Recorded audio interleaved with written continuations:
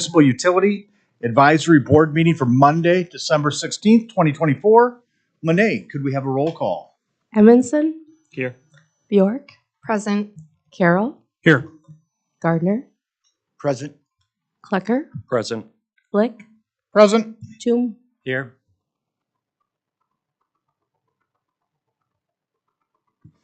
All right, looking for an approval of the minutes from the UAB meeting on November 18th. Can I get a motion? I move approval. Second. All right, all those in favor? Aye. Aye. All opposed? All right, motion passes. All right.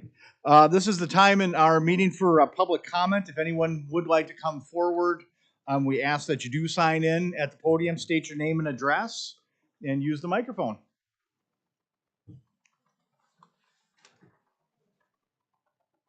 Already signed in. Dennis Berkey, 246 Carlson Lane, River Falls. Thanks for letting me address the board. I understand the utility supports local charging by providing funding for putting chargers in homes. The next opportunity I see is to provide public charging, level 2 charging at a location close to the River Falls businesses. This is not only provide charging for local EV drivers, but to provide charging for opportunities for drivers that are visiting the area. Local businesses will benefit by seeing additional customer visits and increased sales. That was shown by a University of Wisconsin study. In addition, the utility will be able to sell electricity at increased margin. Typical level 2 charging costs between 25 to 40 cents per kilowatt hour. And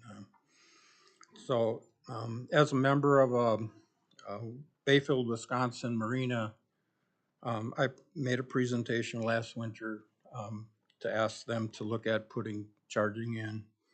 I looked at several different options, and the return on investment was anywhere from 100 years to 2 years. So there's a wide range in costs for the equipment. The lowest cost option that I found was to purchase the chargers directly from the manufacturer and then work with a local electrician to install them. Last spring, the marina installed a pedestal with cable management and 2 ports of level 2 charging that provide 48 amps to each port. The system hardware cost was $3,370, and there's an annual software fee for collecting the funds from the people that are charging, of $390 a year. The installation was completed by a local Bayfield electrician. Originally, it was estimated to be $3,500, but he works on time and materials and ended up being $5,700. He ran into some fiber optic cables and a culvert. So the software fee covers support, the cell connection for the equipment, and also collecting payment from the people using the chargers. We continue to project a 3-year return on investment for the chargers, and then there'll be significant revenue from the charging after that. I understand that a grant submission has been completed, but would hope the utility board would support the city council looking into earlier charging additions before that grant. Thank you. Chris, if you don't mind, I could give just a little bit of background on the last comments there regarding the grant application. Absolutely, Kevin. So River Falls Municipal Utilities and the City of River Falls are working with Merchant McIntyre our local hired lobbying firm, and we did put an application in for a $500,000 electric vehicle charging station grant with a $200,000 match from ChargePoint, who would be the installer of that. So looking at 5 potential locations, including City Hall, Vets Park parking lot, 2nd Street parking lot. What's that little park right across from the old fire station? Osnes Park, that there. University was one location, and then also at the Innovation Center out in Sterling Ponds Corporate Park. So we're looking at, I think, an application that had those 5 locations as proposed sites for level 2 charging. So we're waiting to hear back on that. That was submitted probably 2 months ago, so we could hear any day. So we are eager to hear, and Merchant McIntyre is on top of that. We did recently also find out there's 79 electric vehicles registered in River Falls by the Department of Transportation. Found that out, so there's some background. Thank you.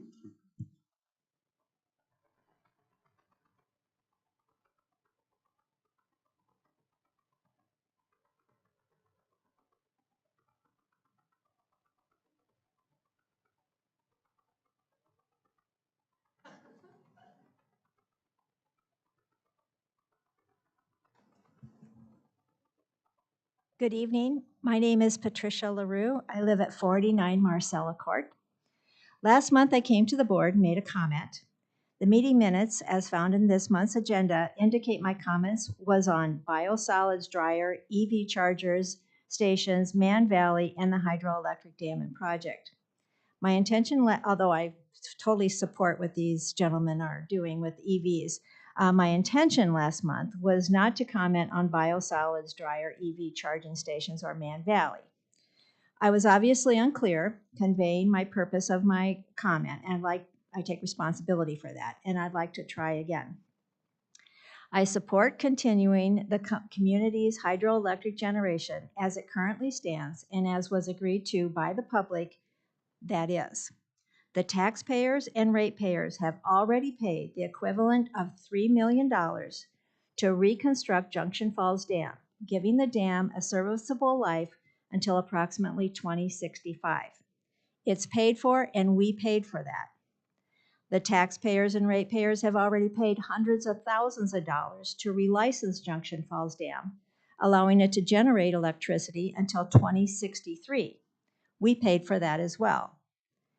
It's all paid for by the City of River Falls utility ratepayers and city taxpayers. My comment was that when the municipal utilities and the city council came to us, we paid for and supported generating renewable energy from Junction Falls Dam until approximately 2060. Now we are being told that the city intends to tear out our investment and spend $20 million in doing that. At a recent park board meeting, City Council aldermen told the board that if we did not accept the Army Corps' money, the River Falls ratepayers would have to foot the entire $20 million bill themselves. Even accepting funds from the Army Corps, the utility ratepayers will have to spend millions of dollars tearing out our investment in Junction Falls Dam. There's only like 7,000 customers. My point to you last month was that losing millions of kilowatt hours of hydroelectric generation was coming directly on the heels when the city and utilities were investing in infrastructures that will dramatically increase our need for electricity. So we're taking out millions of kilowatt hours we need, and we're going to build and now need to use more. It doesn't make sense. In my opinion, our money is better spent upgrading our hydro generation to grow with our needs. It's there, it's operating, and it's paid for. Thank you. And Chairman Lick, I really appreciate that you allow people to speak more than 2 minutes, because that's kind of hard sometimes. You talk really fast if you only got 2 minutes. You're welcome. Could I sprinkle one bit of information on that? Patricia said 7,000 customers, and I shared this with William Hanson as well. 7,500 now, so yeah.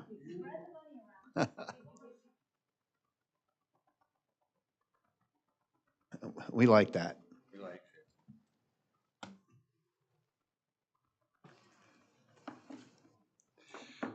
Good evening. I'm William Hanson of N8723, 1025th Street, River Falls. It's December, and time again for another visit to the River Falls Utility Advisory Board by a jolly white-bearded old gentleman who reminds you that your Junction Falls Dam and hydro generator runs even on Christmas Eve and produces over 1.2 million kilowatt hours of electricity each year.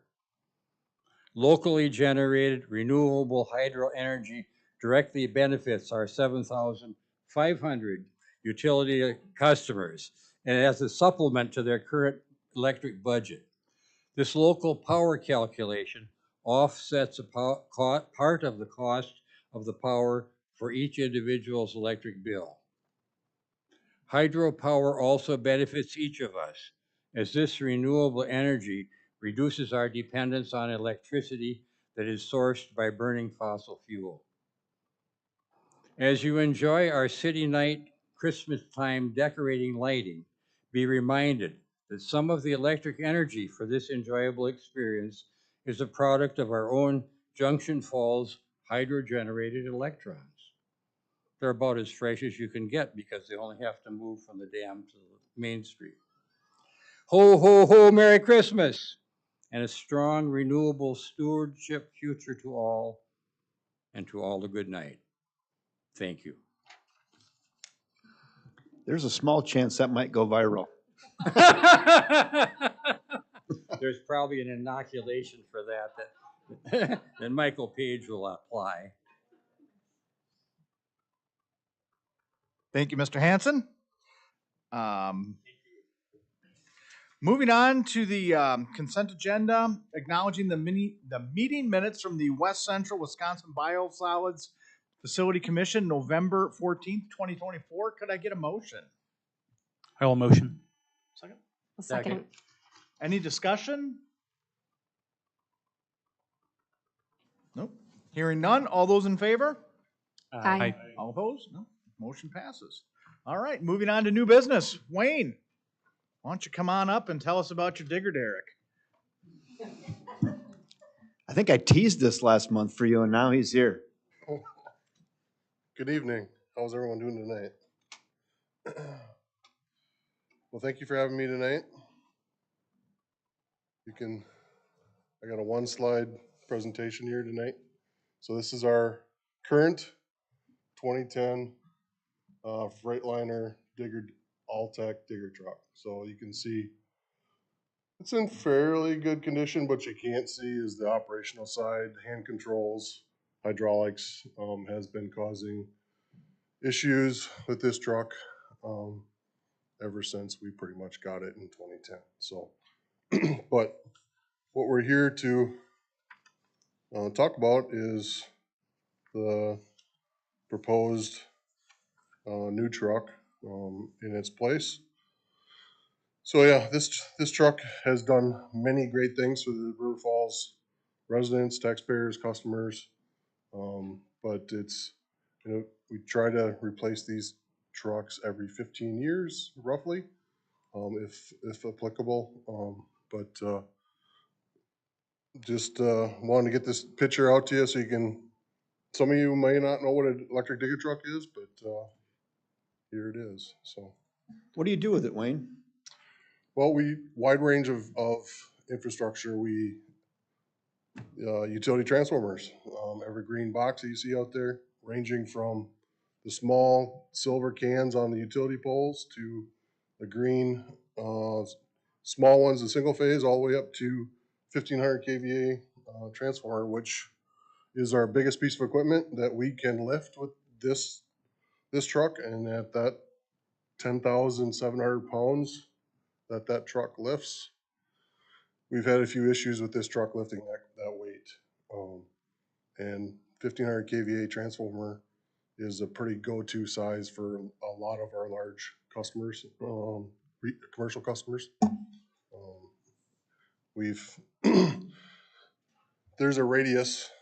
I'm gonna go into a little detail with this truck.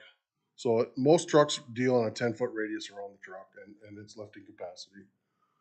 This truck is maxed out right at that limit with this truck and now imagine this transformer, I could've got a picture. This transformer is about 8 by 7 in size.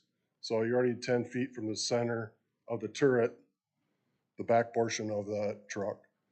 So that transformer gets awful close to the edge of the truck. So we've had a few cases where some employees almost got in harm's way at being so close to that truck. So what we're looking at is a little larger truck. The digger derrick is probably the next size up, next class up. That allows us a little bit more pound ratage and also hopefully keep it away from the corner of the truck for safety concerns for our team. I know there's some questions on costs, and I fully understand that. Yeah, let me set that up for you. I mean, you can go find a base model of this truck and spend a little bit less. So how did we get up to 447,000 with the truck you need? Yeah, the base models don't have all the options that you see in the quote that's on your proposal. One is the black bumper that you see in this one. That is a winch. It's a 30,000 pound winch that has a 1/2 inch cable, 200 feet long, that helps us get in and out of trouble. Basically, if we get stuck doing whatever we're trying to do. 4-wheel drive. This is the first large truck, 4-wheel drive truck. It seems odd that a utility doesn't have 4-wheel drive in our large trucks, but this is our first adventure into it, and I think that's a good choice. And then it's a larger truck, larger boom, and hydraulics. And also, this truck allows us to have what we call a Kelly bar. It's got a hollow Kelly bar in it instead of when we're putting anchors in, which is guying, help hold the poles straight if you see a lot of anchors around our infrastructure. That otherwise we have to add a Kelly bar, so that extends the height of our digger truck into other equipment. It's become a safety concern where you were starting to see a trend where this hollow Kelly bar, which this auger is inside of, allows us to be under more control and more safer for the employees around it. Because if you can imagine, is this drilling around either in a pole situation or in an anchor situation, that long extended reach, 16 feet, the center portion of it really obligulates and gets quite a 5 or 7 foot swing of and sometimes we've broke that attachment because of what's in the ground, trying to get this anchor in the ground. Yeah, the new truck can lift 9,000 pounds compared to the what'd you call it, Kevin? The Base model? base model that was, and that's important when we're talking about heavy equipment. So it also helps us I'm going full circle here now, back to setting our overhead poles. We do help other departments with, any equipment they need to lift on top of the building, or motors pulled at different lift stations or wells, I shouldn't say wells, at the sewer plant. So we don't do anything at the wells. But we do help out Public Works and water, wastewater departments. So we do build this truck to, our crews sit down in meetings and they say what they need to have to work safely, worst case conditions, sizing, 4-wheel drive. But we don't say yes to everything. We had a late request. Yeah. See the wheels on this, steel wheels? Yeah. There was a request for aluminum alloy wheels, Right. and we just said no. Right. And they weren't even happy with that. So we don't say yes to everything. So, but there is a limit, and we go, no, steel wheels. Yeah. It won't look quite as pretty in a parade, but that's okay. We have. It'll do the same job. Yeah. One other thing that this truck will allow us is an operator to either sit up in the captain's chair, which is on the other side of the truck, where you climb up and sit next to the turret, or be remotely controlled from the ground. It's safer for the operator to actually be on the ground operating it than to try to climb up there and slip, trips, and falls. We've had some cases where they have fallen. Knock on wood, we haven't had anybody hurt. Yeah, that's the reason. One or the other. We got guys that want the captain's chair is called versus the remote control. So I think once the remote control becomes more popular on the team, everybody will be using it. That's 14 years from now when you get the next one.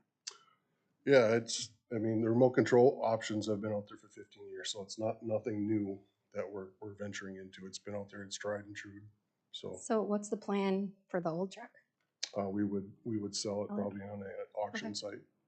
Yep. So Wayne, I think you answered one of my questions coming in about, because you kind of set yourself up last month about reconditioning the vacuum truck from the sewer department. And Sure. my question was, well, why did you consider that? But one of your big limitations here is capacity. And so reconditioning this thing at whatever cost that would be doesn't add any more capacity Right. to it. So that probably kind of eliminates that as a very reasonable option.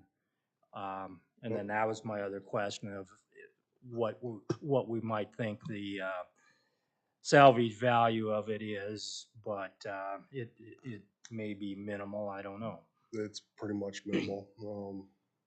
I hate to give it a number. No, I know. I understand. I didn't know if you'd done any tried to do any marketing of that yet or not. Past practices, now it's been 10 years ago, we've gotten anywhere from $10,000 to $20,000 for these trucks. So I would be, if we double that, I'd be surprised. Right. So At this stage of the game, as costs have grown. So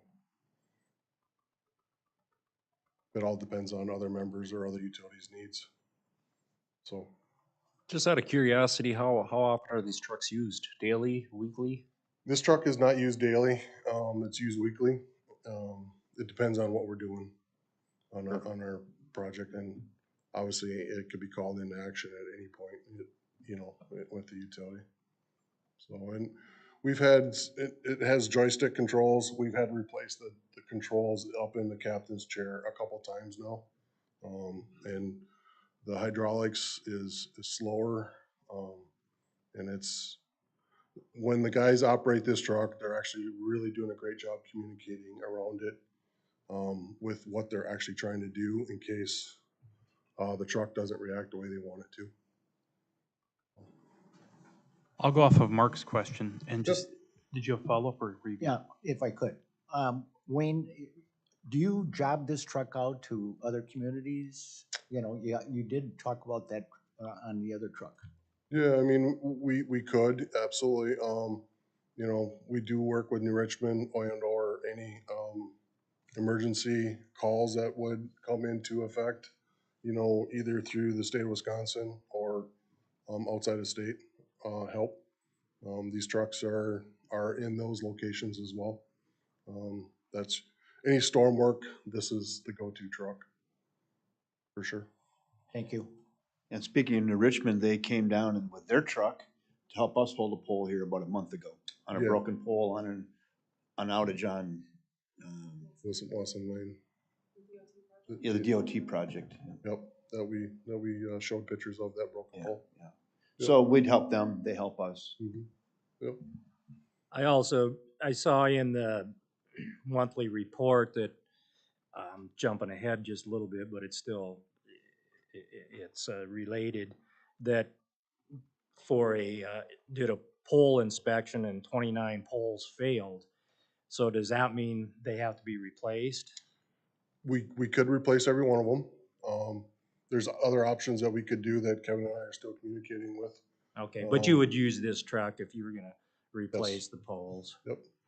And the one thing that this pole does have the option that we put on the requested truck is You can see it barely in the picture. I wish I had a pointer, but it actually can hold one pole and take it with you. You don't have to put it on a trailer and drive it to your job site. So if you're in a limited space issue, you can get that pole in there safely without unhooking the trailer, trying to drag the pole back to the site.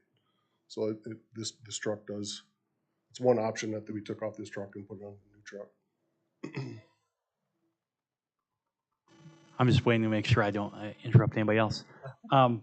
So a question I had, and if I missed it, apologies. How do you measure the useful life? Do we go by odometer? Do we go by hours? Do we, along with years? I mean, what are some metrics? And then that does make me wonder, I feel like we should know how many miles in just hours that the last vehicle did last. Sure. Yeah. Yep. No, that's a great question. I know Kevin and I started this conversation a couple years ago when I knew this was coming up in the CIP. The one thing I didn't get was the hours and the miles on the truck. I can give you an approximation here, but otherwise I could give it to you in a more accurate. Well, and it's just good for internals, right? At the end of the day, I think the procurement part's fine, but it just helps us understand kind of how you look at it, track it. Sure. Yeah. Tracking it is more of a timeline than it is hour wise, unless we're really having serious issues with the truck. Then it's more conversations with Kevin and what do we, the direction we go. Do we repair it with mechanical issues that may or may not be going on with the truck, and try to get it to the 15-year.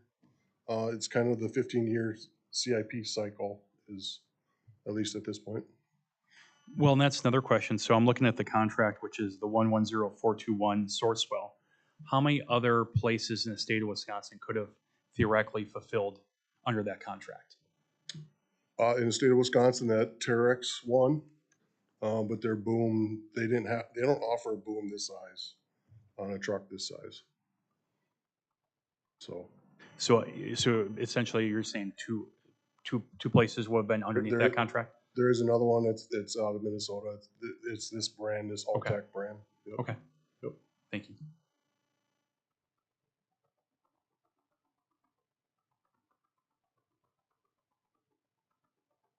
Any other questions?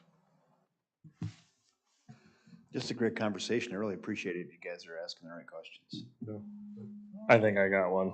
Sorry. Hi. Hey, let me do this, Josh, before you talk. Let me welcome Josh Amundsen, our brand new Utility Advisory Board member. I was going to do that in a little bit, but hey, before you talk, now's a great time. Right. Mayor Dan Toland appointed Josh just last week, so welcome. Thank you. So, catching up quickly.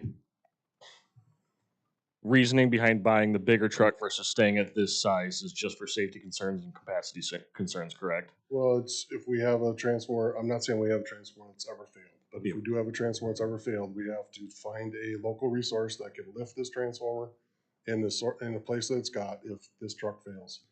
And that could be troublesome for a commercial account if we don't have this truck available. Okay. And are you pulling parts off of this truck to utilize on the other truck, or are you just kind of? Some we are. Yes, we're pulling the tamper off that tamps around the dirt around the pole. That was a $3,000 option that we could have, but we didn't. We're going to run the old one until it decides to need to be replaced. So, I mean, we are taking stuff off this truck. Okay. All the tools and everything else that's on it will go on the new truck. Yep. Cool.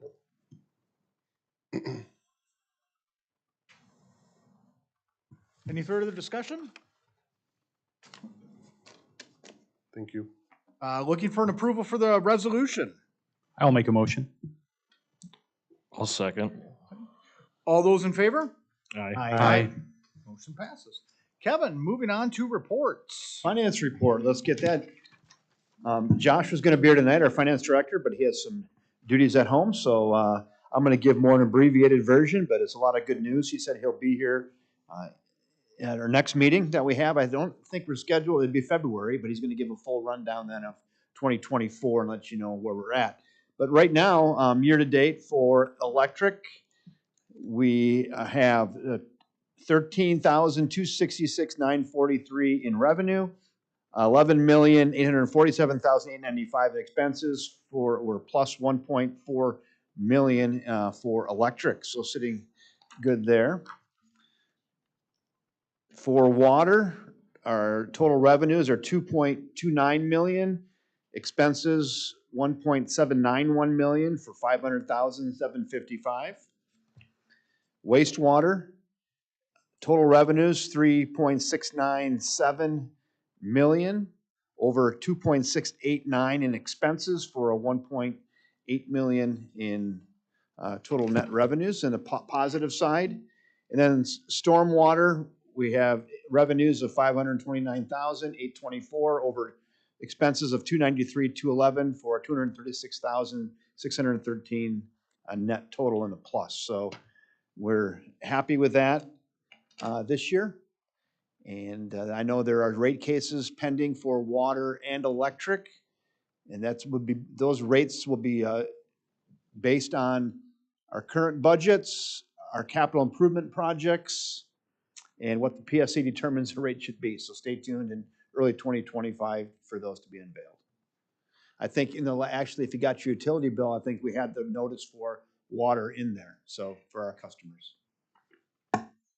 So that's what I have for the financial report. Utility dashboards, I don't have anything that's jumping off the pages at me on that, but I do have some other utility reports if you'd like. So in the past, for one of our customer assistance programs for customers that need assistance paying their utility bill, we used to send them to ARC, Assisted Resource Center in town, and ARC is no longer functioning, I think, as of 2025. They were very valuable where they would take our utility customers in need, we'd send them there, and they'd help pay utility bills. We weren't sure what we were going to do. We looked at a few options, and we ended up landing on Operation Help out of Hudson. They do very similar. They have a very detailed program.